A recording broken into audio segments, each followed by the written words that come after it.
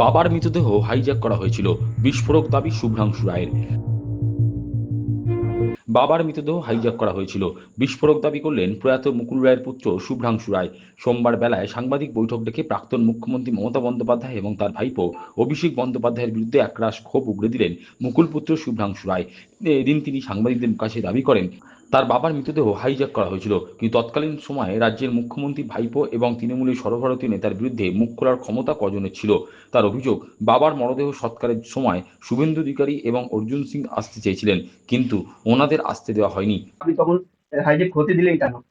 এবং একজন রাজ্যের মুখ্যমন্ত্রীর ভাইপো, আবার সেই তৃণমূল কংগ্রেসের সর্বভারতীয় নেতা, তার উপরে কথা বলার এখতিয়ার সেই টাইমে কজনের ছিল? বলতে সাংবাদিকরা যখন কোশ্চেন করতো, তাদেরকে উনি উল্টে থ্রেট করতেন, সেটা আপনারাও দেখেছেন। শুভেন্দু বাবুর সঙ্গে আপনার কথা হয়েছিল, কিন্তু শুভেন্দু বাবুকে আটকে দেয় কারা? শুভেন্দুবাবুকে আটকে দেয় তৎকালীন তৃণমূল কংগ্রেসের কর্মীরা। কি বলেছিল তিনি?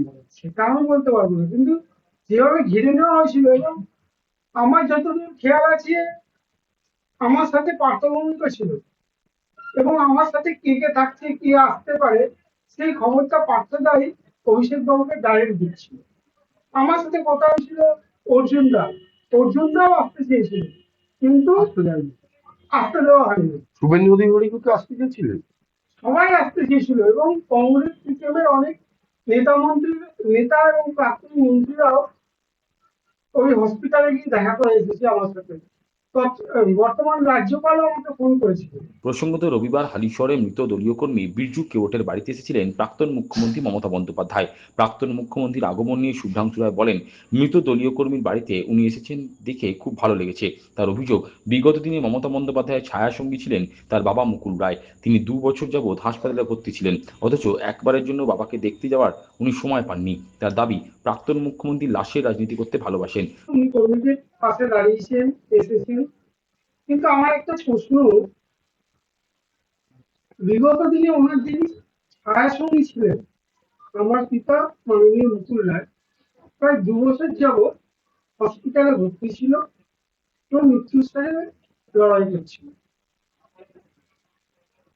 উনি একবার সুযোগ পাননি কাজের চাপে দেখতে যাওয়া, একবার খালি দেখতে গেছিলেন যেদিনকে রাজ্যপাল হসপিটালে ভর্তি ছিল সেদিন।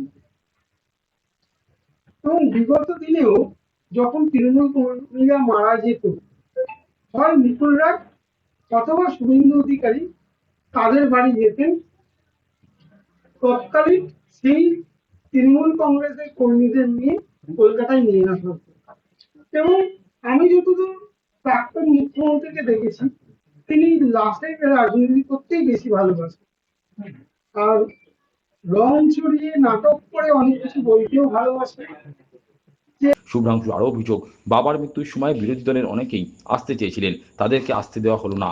উল্টে অভিষেক বন্দ্যোপাধ্যায় বাবার মৃতদেহ নিয়ে রাজনীতি করলেন। তার কথায়, রাজ্যের বর্তমান মুখ্যমন্ত্রী শুভেন্দু অধিকারী মৃত তৃণমূল কর্মীর পরিবারের পাশে দাঁড়িয়েছেন, এটা দেখে আজ খুব ভালো লাগছে। তিনি যেদিনটা মারা গেলেন, তিনি একবার সুযোগ পেলেন না আসার জন্য। তিনি একবারও সুযোগ পাননি বিধানসভায় যাওয়ার জন্য, তখন তিনি মুখ্যমন্ত্রী। তিনি একবারও সুযোগ পাননি তার কাজের দিনও আসার জন্য। ইভেন ওই কটা দিন একবারও ফোন করার সুযোগ পাননি। এবং অভিষেক বাবু সেদিনকে প্র্যাকটিক্যালি আমার বাবার মৃতদেহ নিয়ে একটা পলিটিক্স করে গেলেন। অনেকে আসতে দিয়েছিলেন বিরোধী দলে, তাদেরকে আসতে দেওয়া হয়নি, এবং মৃতদেহটাকে প্র্যাকটিক্যালি হাইজ্যাক করা হয়েছিল, এবং অনেক প্রতিশ্রুতি দেওয়া হয়েছিল এই হবে সেই হবে সেই নিয়ে, এবং শেষে সবটাই ভাওতা। এবং তারা ওই মৃতদেহ নিয়ে লাস্ট টাইমে রাজনীতি করে গেল। এই কারণেই আজকে বলা যে আজকে উনি এসেছেন, তৃণমূল কংগ্রেসের একজন কর্মীর পাশে দাঁড়িয়েছেন, ভালো লাগছে, কিন্তু যারা প্রাসঙ্গিক ছিলেন তাদের পাশে দাঁড়ানো উচিত। এবং যেসব তৃণমূল কংগ্রেসের কর্মীরা সেই সময় জেলে গেছে, তাদের পাশে কতটা দাঁড়িয়েছে আমার জানা নেই। এবং সেক্ষেত্রে তিনি অনেক রকম কথা বলতেন, ঠিক আছে, যা পরে দেখা যাবে, সেটা নিয়ে রাজনীতি করা উনি করে গেছে, এখনো স্টিল নাম করছে। নাম না করে এনসিপিআই সাংসদ পার্থ ভৌমিককে নাটকের জগতের লোক বলে কটাক্ষ করেন তিনি। আপনারা তো জানেন মুভিতে কেন আহ, নাটকের চরিত্রের নাম বলছিল। বলেন না। আমার বড়টা ঠিক হবে? আরে বলেন না, আর কি বাকি আছে? না, সবটাই তো বললেন, এইটুকুনি বললেন। সবাই জানে, সবাই জানে। কে নাম কি? এবং সনদটা সেদিনকে আরো ভালো করে বলে দিয়েছি। কি বলেছিলেন? সনদটা এটা বলেছে, আপনারা তুলেছেন, আমার মুখ দিয়ে আর বলবেন না। আরে বলেন না, কি বলেছে? আমার একদম এই নাটকের গ্রুপ কে? নাটকটা কে ছিল?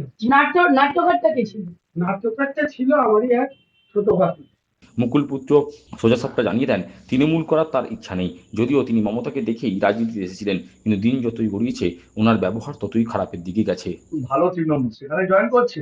আমি তৃণমূল কংগ্রেস আর করে নিচ্ছে সত্যি কথা বলবো। কোন তৃণমূল করার আছে? আমি দিদিকে দেখে রাজনীতি করেছিলাম, কিন্তু দিদির এই ব্যবহার, দিদির এই বিমাতৃসুলভ ব্যবহার এবং যে পলিটিক্স, এই জিনিসের যত দিন যাচ্ছে মানুষের কাছে ওপেন হয়ে যাচ্ছে।